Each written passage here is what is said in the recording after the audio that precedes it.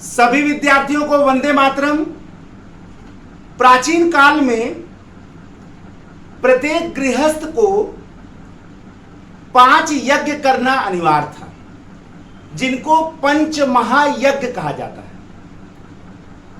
धर्मशास्त्रों में उन 5 यज्ञों का वर्णन किया जाता है जो प्रत्येक गृहस्थ के लिए करना अनिवार्य था। किस लिए? इसलिए अनिवार्य था ताकि उनके पारिवारिक जीवन में, उनके सामाजिक जीवन में सुख समृद्धि संपन्नता आए, समाज के सुख समृद्धि संपन्नता भी आए, लोक कल्याण भी हो। यानी भारत की सनातन संस्कृति यूं ही महान नहीं रही है। भारत की सनातन संस्कृति ही एक ऐसी संस्कृति है जिसमें सर्वे भवन्तु सुखिनः, सर्वे सन्तु निरामयः, सर्वे भद्राणि पश्यन्तु, मां कश्चित् दुख भाग भवे। यानी भारत की संस्कृति एक ऐसी संस्कृति रही है जिसमें सर्वे भवन्तु सुखिनः, सभी के सुख की कामना की गई है। और यह कामना ऐसा नहीं केवल ऋषि मुनि सन्यासी ही करते थे। वास्तव में जीवन का प्रत्येक चरण जो है वो गृहस्थ या पारिवारिक जीवन पर ही आधारित है। यही कारण है कि हमारे विद्वान जनों ने, हमारे शास्त्रज्ञों ने ऐसे यज्ञों का विधान किया जो गृहस्थ जीवन के लोगों को करना था, जिससे उनके पारिवारिक जीवन में तो सुख समृद्धि आए, समाज में भी सुख समृद्धि आए और पूरे विश्व का, पूरे समाज का, जीव जंतुओं तक का कल्याण हो। यह भारत की संस्कृति है जहां केवल मनुष्य का ही पोषण नहीं होता है, छोटे से छोटे कीड़े मकोड़े जीव जंतु का भी पोषण होता है। आज हम इन्हीं पंच महायज्ञों के बारे में जानेंगे जो एक गृहस्थ के लिए करना अनिवार्य था। सबसे पहले यज्ञ था ब्रह्म यज्ञ। सबसे पहला जो यज्ञ था वो ब्रह्म यज्ञ था। अब ब्रह्म यज्ञ का मतलब क्या था? नित्य प्रति ध्यान। प्रत्येक गृहस्थ के लिए जरूरी था कि वो रोज नित्य प्रति ध्यान, मतलब उसको नित्य जो है वो ध्यान लगाना था। अब ध्यान किस लगाना था? ईश्वर का पूजा, चिंतन, मनन, अर्चन, ये सब करना था। एक प्रत्येक गृहस्थ के लिए आवश्यक था कि जिसने आपको बनाया है, जिसने इस चराचर जगत का निर्माण किया है, जिसने आपको इस लायक बनाया है कि आप सक्षम हैं, उस ब्रह्म का आपको रोज ध्यान देना है, चिंतन, उनका मनन करना है, उनका पूजन करना है, उनका अर्चन करना है, उनका ध्यान करना है। ये करना ही क्या था? ब्रह्म यज्ञ था। अपने आत्मा, भाई ब्रह्म का आत्मा का साक्षात्कार ही ब्रह्म का साक्षात्कार था, वो भी आपको करना था। तो यानी कि ईश्वर का चिंतन, मनन, ध्यान, ठीक है ना, आत्मा का साक्षात्कार, पूजा पाठ, ये सब क्या था? ब्रह्म यज्ञ था, जो हर गृहस्थ करता था, आज भी करता है, उस जमाने भी करता था। अगला है देव यज्ञ। अगला क्या है? देव यज्ञ। अब ये देव यज्ञ क्या था? देवताओं के लिए किया जाने वाला पूजन और हवन। भाई जो प्राकृतिक शक्तियां, जो भाई देखिए, हमारे प्राचीन काल में या वैदिक काल के आप ले ले थोड़ी सा, तो जो भी देवता थे, जो भी डायटीज थे, वो जनरली प्राकृतिक शक्तियों के स्वामी थे। तो प्राकृतिक शक्तियों के स्वामी थे तो उनको आहुति कहां से मिलती थी? भोजन कहां से मिलता था? इसी यज्ञ हवन कर्मकांड पूजा विधि विधान से।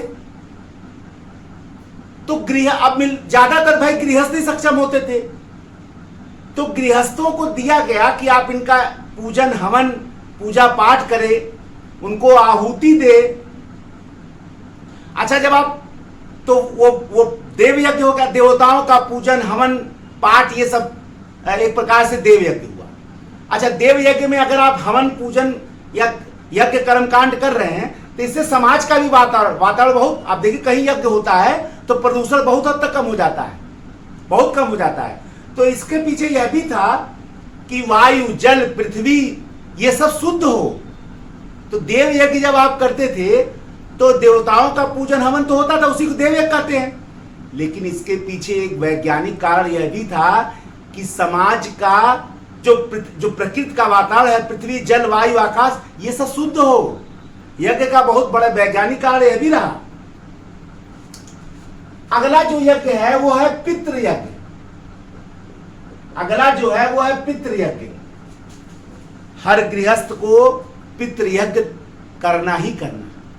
पितृ यज्ञ माने माता पिता की सेवा, उनका सम्मान, उनकी सेवा कार्य, ये पितृ यज्ञ था। कुछ महान व्यक्ति भी आ गए, उनका भी सम्मान। प्रत्येक भारतीय के लिए एक अनिवार्य कर्तव्य है कि माता पिता को सेवा करे, सम्मान करे, उनकी इच्छाओं की पूर्ति करे। और यह गृहस्थों को भी सिखाया गया, इसको कहा गया पितृ यज्ञ। आप देखिए कितनी उदात्त और कितनी महान भारतीय संस्कृति। सबको काम दिया गया, हर क्षेत्र का काम दिया गया। आप पैदा हुए अकेले नहीं पैदा हुए, आप अन्य लोगों के साथ पैदा हुए, ये बताया जा रहा है।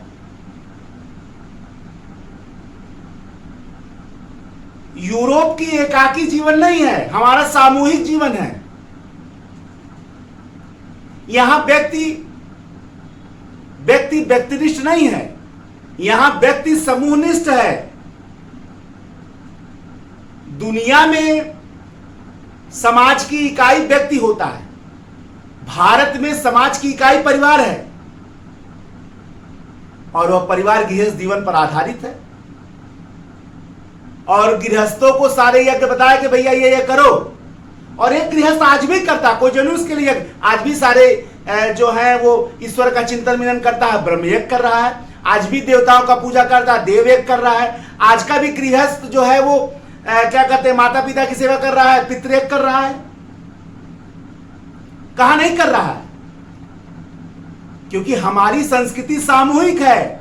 यहां परिवार पहले व्यक्ति बाद में, यूरोप में व्यक्ति पहले परिवार बाद में। ठीक है ना? ये हमारी संस्कृति है, ये प्राचीन काल से चला रहा है। उसी के बारे में तो आपको बता रही, ये कॉन्सेप्ट क्रैक करिए, एग्जाम में आएगा ये आपके। अगला जो यज्ञ है वो अतिथि यज्ञ है। अतिथि यज्ञ, अतिथि यज्ञ को या नृ यज्ञ, नृ दोनों नाम याद रखिएगा, नाम में री लगा दीजिए, नृ यज्ञ। इसको अतिथि यज्ञ, नृ यज्ञ। हमारे संस्कृति में अतिथि देवो भव कहा गया है। तो अतिथि का सम्मान करना, अतिथि का पालन पोषण करना, अतिथि का सत्कार करना, उनके लिए भोजन पानी नाश्ता का इंतजाम करना, ये भारतीय संस्कृति में इसी को अतिथि यज्ञ या नृयज्ञ कहा गया है। कोई महापुरुष आ जाए उसका भी सम्मान करना अतिथि यज्ञ है ये। आप अब देखिए कितना बढ़िया संस्कार हमारे हैं कि हमारे लोकाचार को, हमारे आचार व्यवहार को यज्ञ से जोड़ दिया गया, उसको यज्ञ कहा जा रहा है। सोचिए, हमारा जो लोक व्यवहार है, हमारा जो लोकाचार है, और हमारा जो एक प्रकार से कर्तव्य है वो यज्ञ है। अतिथियों के प्रति अतिथि यज्ञ, माता पिता के प्रति पितृ यज्ञ, देवताओं के प्रति देव यज्ञ, ईश्वर के प्रति ब्रह्म यज्ञ। यही नहीं खत्म हो रहा है। अतिथियों के प्रति यज्ञ जो आप कर रहे हैं, सेवा सत्कार, वो अतिथि यज्ञ हो गया, सम्मान करना, महापुरुषों को सम्मान करना। अभी आपका यज्ञ नहीं खत्म हुआ। पांचवा देखिए क्या है, वो भूत यज्ञ है। क्या है? भूत यज्ञ। भूत यज्ञ जीवों के कल्याण से संबंधित है, चाहे वो कुत्ता हो, बिल्ली हो, कीड़े मकोड़े हो, कौवे हो, जो भी हो, पशु पक्षी, सबके लिए भोजन की व्यवस्था करना, उनके लिए दवाइयों की व्यवस्था करना, उनकी देख रेख करना, उनका सेवा करना, ये क्या भूत यज्ञ है। यानी भारतीय संस्कृति की महानता ऐसे ही नहीं है। वहां चारवाक का दर्शन नहीं चलता है, यावत जीवत सुखी जीवत ऋणव कृत्वा खितम पीवत। भारतीय संस्कृति चारवाक के उस दर्शन पर आधारित नहीं है जिसमें कहा जाता है यावत जीवत सुखी जीवत, ऋणम कृत्वा घृतम पीवत। ये नहीं है। भारत की संस्कृति एक गृहस्थ के जीवन को 5 संस्कारों में जोड़ती है, जिसको पंच महायज्ञ कहा गया है। केवल ईश्वर के प्रति, केवल देवता के प्रति, केवल माता पिता के प्रति, केवल अतिथि के प्रति ही यज्ञ नहीं था। समाज में जो भी गृहस्थ जीवन पर निर्भर था, जीव जंतु, कीड़े मकोड़े, पशु पक्षी, उनके लिए भोजन की व्यवस्था करना, उनके लिए पानी की व्यवस्था करना, सुविधाओं की व्यवस्था करना भूत यज्ञ था। क्या इससे उदास संस्कृति कहीं आपको दिखेगी? यही कॉन्सेप्ट आपके सिविल सेवा में पूछा जाएगा।